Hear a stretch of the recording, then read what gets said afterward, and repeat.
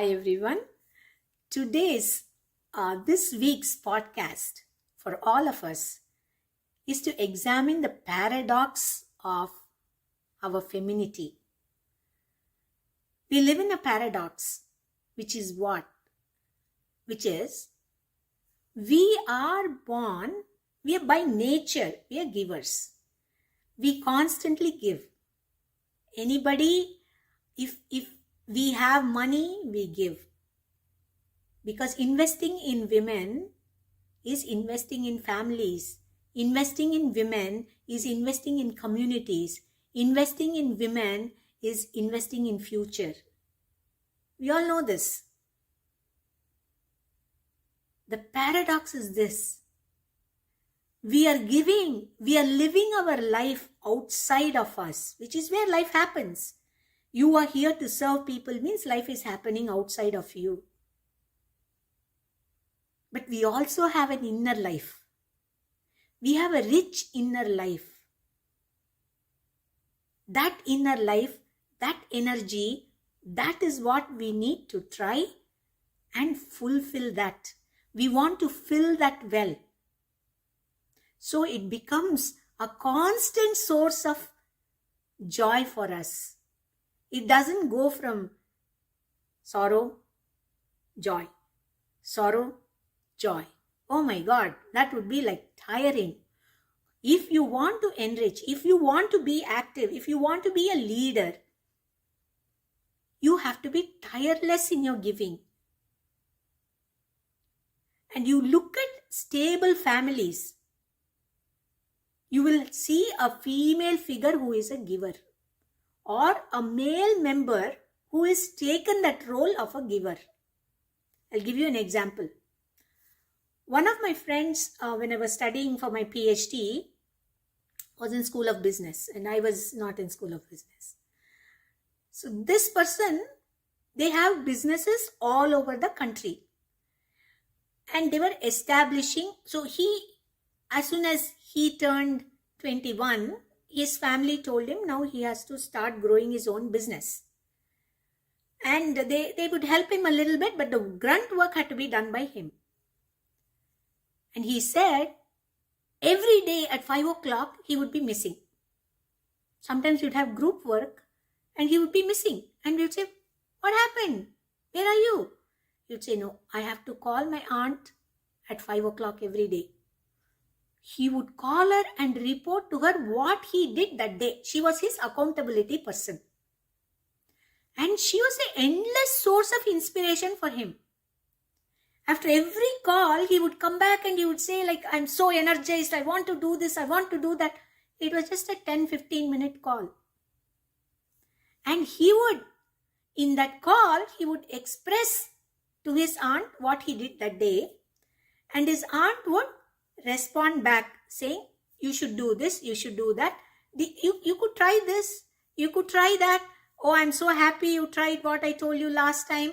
I feel you're making an improvement there. Did you check this metric? Did you do this? Where is your revenue going now? How are you spending? How are you saving? They had these conversations on a daily basis. She was a nourisher of that family. There were 5 kids in that family. All 5 of them had their own business. And every day they would connect with her and they would speak to her. Now visualize how much she had in her to give. She was a widowed, his aunt was widow. I think she lost her husband very early in their marriage. And so she came back to stay with her brother and she helped him, help the family raise the kids and all that stuff. But the point is not that. The point is how much she could give. Where did this energy come from? That was my question to her. Hey, you are able to give so much. You are able to not one day you will say, I'm tired today. I want a break from these phone calls. Never. If you're late by few minutes, the one who is going to worry that you didn't call is your aunt. Not your mother, not your father, not your brother, but she would be the one who is waiting for you. Imagine the depth of her commitment. As women, giving is natural to us. So many of you will recall this. Oh, when my son was, or when my daughter is, when my child is like this, I am with my child. When my father was sick, I was there for him. When my husband was not going, anything and everything, everybody around you, whether it is friend, whether it is your spouse, whether it is your colleague, whoever it is, you are caring and you are giving. Because life happens outside of us. How do we then keep this well of goodwill, well of wellness, springing forth every day? How do we feel that joy? How do we feel that enthusiasm? How do we feel that bliss? So that we can go on sharing, we can go on widening our circle. You look around everywhere. So many people need healing. So many people need one kind word. So many people need one affectionate pat. So many people need one chance, just one chance. So many people are like, I just need that one chance. So many people are yearning for that. You could be that person. You could make a difference even without knowing it. You could just smile at that person and say, how are you today? That could change that person's perspective of the whole day, whole life. It's not dramatic. I will tell you, one of my closest friend and I, we used to go walking. When I lived in India, I was studying in Pondicherry. Every evening we had this interaction. We would just go for a walk. I like to go in the beach for a walk because it's got nice breeze and otherwise it's very hot. So we'd go for a walk. Every day we used to go, and some days like cyclone and you have the cyclonic storms, it's even more fun to go there because the sea is risen and then it's almost like it's a different version of the day. As long as there is no physical flooding, damage, threat, we'd go. It's just a 30-minute walk, we would go. One day, we saw one young man. He used to come and sit there every day. For almost a week, we saw him. And he was confused about something. We could see he was confused about something. And he was sometimes even crying. And we didn't know what was happening at that time. But my friend, she has the habit of avoiding people who have low energy. I would, on the other hand, say hi to him every day. I would say hi. Nothing more, nothing less. Say hi. And he would look at us. He won't say anything. He'll just stare, give us a blank stare. And he'll just say hi and smile and just go on. This was the only interaction we had for the whole week. Then one day, we didn't see him for a couple of days. And then my friend teased me and she said, you drove him away. See, you smiled and you said hi. Now he will never come this side. He'll think you're chasing him. So he won't come. Then we met him in a tea shop. We were very surprised to see him there. And he came and he told us, ma'am, I want to tell you something. I came to this place because my parents are going through a bitter divorce and I just could not take their pressure. I came to this place with the decision that I'm going to enter the sea and end my life. Every day I would sit there thinking, if God shows me one sign that I should not do this, I won't do it. Every day, 3 people said hi to me and you were one of them. The other 2, one was a dog. Somebody used to walk a dog. It used to come and jump on him and lick his face. And he said, and the third one was an old lady. she would come and ask him, are you okay? So he said these three things. Every day I sat there. I said, today is the day I'm going in. I had the letter in my pocket. And today is the day I decided I would go in. Every day he was sitting there, gathering courage to enter the water. But every day, three of us, the dog, we just sniffed at him and then jumped on him and licked his face. I just said hi. I didn't even ask him anything. I said, hi, how are you? That's it. I didn't even wait there for his answer. So you never know how it is going to impact somebody.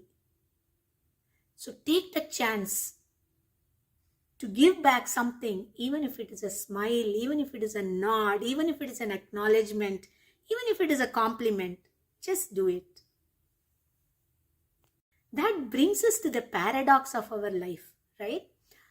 We want to be centered in ourselves. We want to be anchored in ourselves, but all our life happens outside of us. All the interactions we have, all the happiness we have, all our joy, pain, pleasure, everything happens outside of us. How do we reconcile with this? Does that mean we live for others? Does that mean we enrich ourselves? It just means that your nature is to give and your nature is also to be blissful. Let me repeat. Your nature is to give. Your nature is also to be blissful. Who says you can't be more than one thing at a time? It is your mind. If you decide you want to be living the life to the fullest, then the only thing you have to do is to be in complete agreement with the flow of your life, which is automatically you give. You don't chase after people and give. You don't demand people respect you after you give. It becomes an automatic. It is a response that you want to give, you give. You're able to give, you give. That's your nature, so you give. Isn't that a beautiful space to be in? Isn't that a beautiful space to cultivate? Where we are not chasing anything, but events are happening to us. Understand this.